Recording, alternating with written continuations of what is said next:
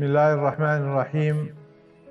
نداء لفلسطين المحتلة وبكاء لقدس الشريف، حوار نفسي مع القدس القبلة. والقدس تنادينا وإنه نداء بلسان الحال يا سماء. أين أنتم وأين أنا يا عادل الكون؟ احتلني أعداء. إنني قبلتكم الأولى يا مصلو، فأشكو بثي وحزني آناء. في الليل وأطراف النهار إلى الله ولمسر الإسراء. عسى الله أن يدخل في قلوبكم غيرة الذين جاءوا لإنقاذي لله وحده، فأعطاهم الله ما شاءوا. فبدلوا الباطل بالحق عكس الذين ساءوا. فما زالت تبكي فأقول لها لا يفيدك البكاء. خلا غيرة العمر وصلاح الدين ونسيبة وخنساء. فزلت قطرات دموعها وتوضأت بها لأنها شفاء.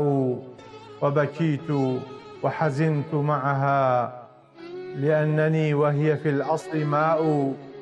فسألت عنها ما العلاج، فنصحتني بأن الوهن داء، والفهم من الأعداء والتمسك بالشريعة نعم دواء. وأكره الدنيا الدنية لأن ما خلا الله فناء. وأحب الموت لله لأنك ستبقى مع الدنيا بقاء. واستحقوا كل شيء حقه فإن الآخرة ليست سواء مع الدنيا الفانية. وأسمع من الإعلام عنا أنباء. فنعمت وقلت ها أنا فداء. يا أهل العدل ليس الصحراء جبال أعداء. أين أبناؤك يا عمر؟